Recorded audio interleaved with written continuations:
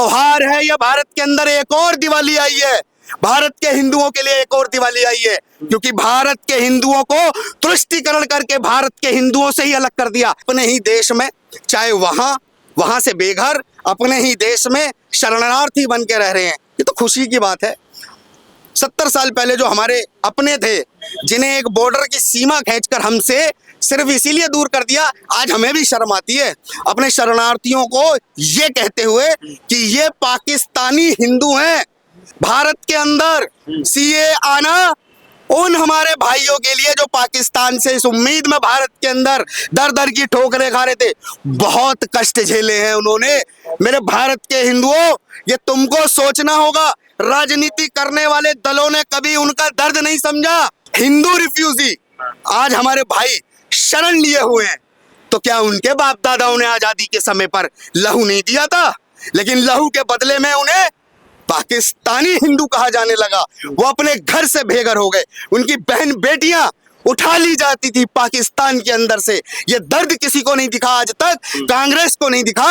हम तो कहते हैं भारत के अंदर हिंदुओं को सबसे ज्यादा प्रताड़ित करने वाली अगर कोई पार्टी थी वो कांग्रेस थी।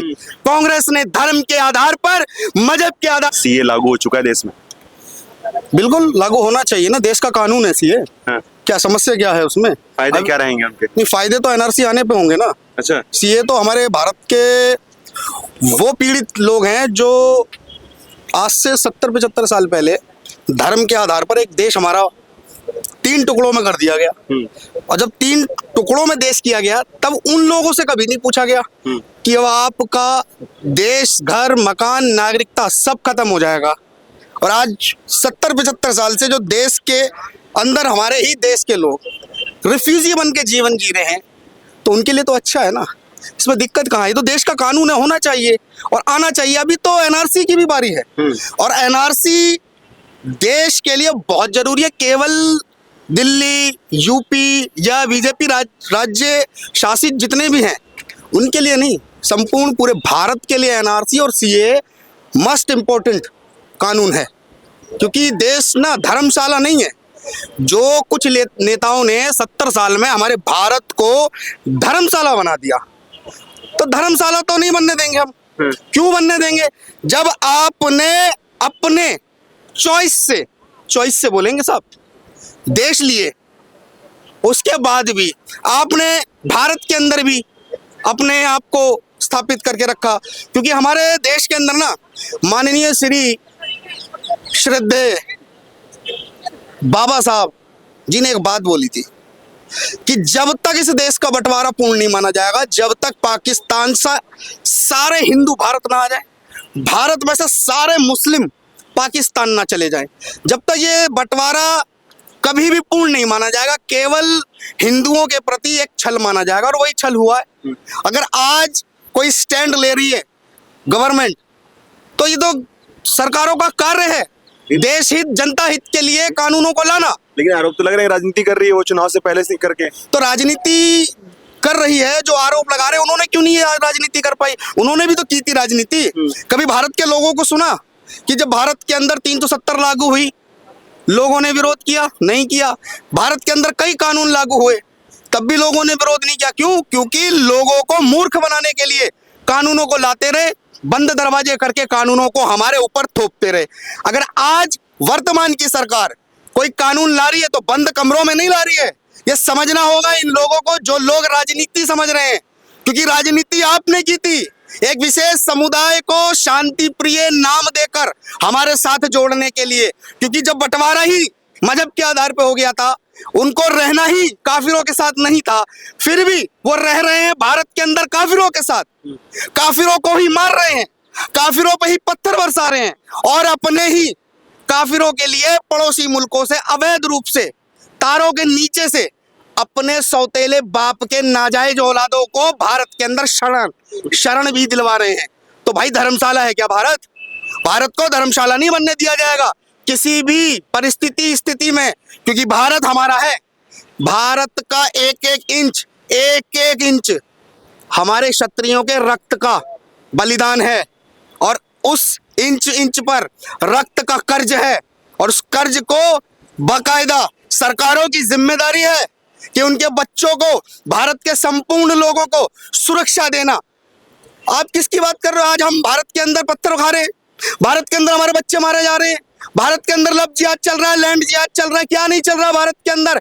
आज दिल्ली के अंदर भी एक मामला देख लो, एक पुलिस ऑफिसर अपनी ड्यूटी निभा रहा है, लेकिन ड्यूटी निभाने के दौरान में अगर उसने थोड़ा सा सख्त रवैया दिखा दिया तो पूरी की पूरी एक जमात भीड़ तंत्र को लेकर सरकार पे प्रेशर बनाती है, उनकी पूरी की पूरी एक लॉबी सरकार के ऊपर प्रेशर बनाती है। लेकिन हमारे देश के हिंदू इनमें से कोई भी नहीं निकल रहा।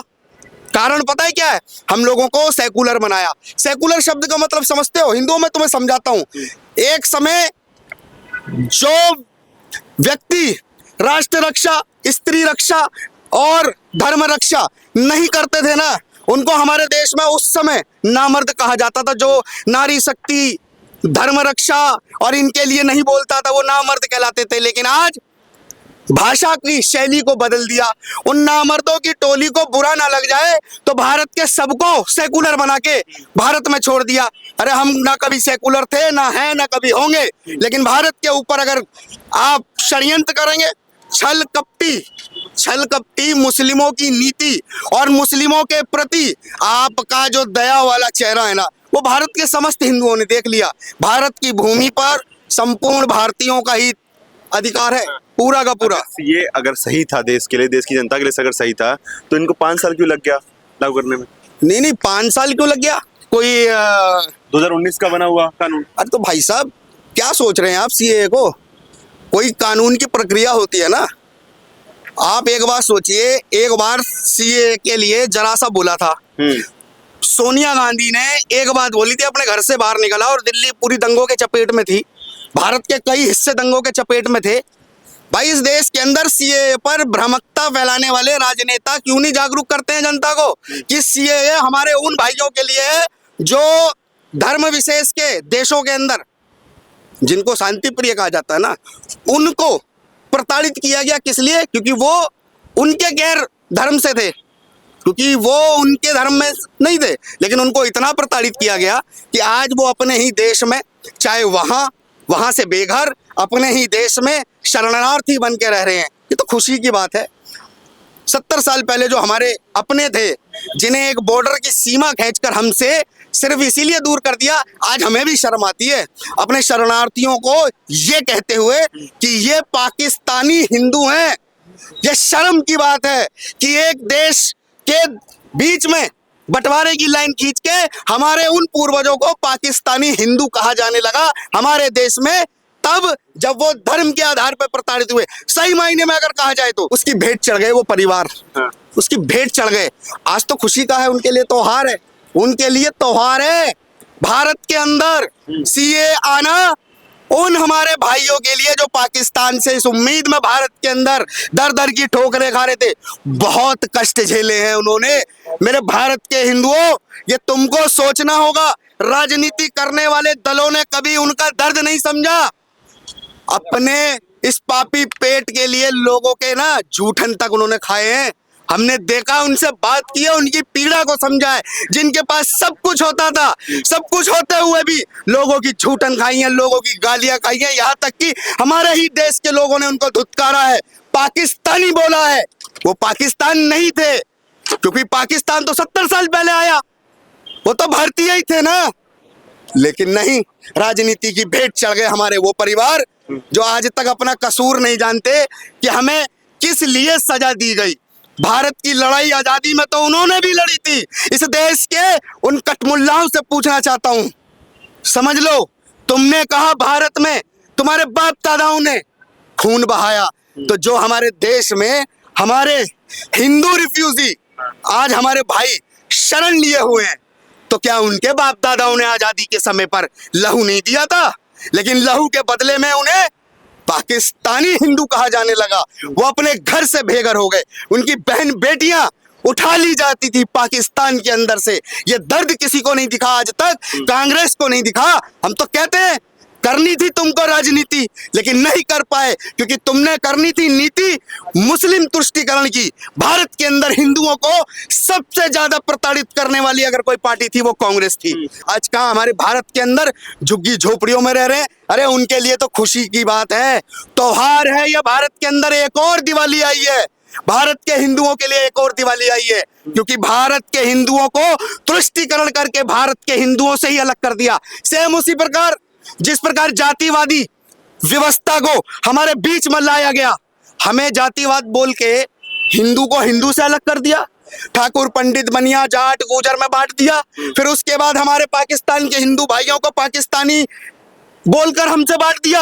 अरे CAA आने का मतलब है हमारे उन भाइयों की आस आज पूर्ण हुई है, उनकी तपस्या पूर्ण हुई है। सेम उसी प्रकार वो तो सबरी की तरह इंतजार कर रहे हैं आज भी कि राम आएंगे, तो आज आए हैं 70-75 साल बाद राम, और उन्होंने दिया है उन्हें अधिकार CAA देके, और ये अधिकार उनका संपूर्ण अधिकार था। और मैं तो ये भी कहता हूं भारत की सरकार आने वाले समय में एक ऐसा कानून लाए, भारत ही नहीं भारत के अलावा विश्व के किसी भी कोने में कोई भी सनातनी हिंदू है वो ऑटोमेटिक हमारे भारत का नागरिक कहलाए, ऐसा कानून भी लाए। क्या बुराई है? अगर किसी स्थिति के चलते कोई हिंदू बाहर विदेश में जाके रहने लगा और वहां की नागरिकता भी ले ली, तो भारत क्यों अपने उस नागरिक को दूर करेगा? नहीं करेंगे। कल को आप अपने माता पिता से दूर चले जाएं किसी रोजगार के चलते हुए, तो माता पिता आपको छोड़ दें या आप माता पिता को छोड़ दें? नहीं छोड़ सकते ना। तो भारत पिता है उन सभी सनातनियों का, ठीक, और भारत माँ के पुत्र जितने हैं ये सब के सब उन्हीं के बच्चे हैं। भारत के अलावा किसी भी दुनिया के कोने में हो, ऐसा कानून भारत को लाना चाहिए कि वो ऑटोमेटिक हमारा ही नागरिक है।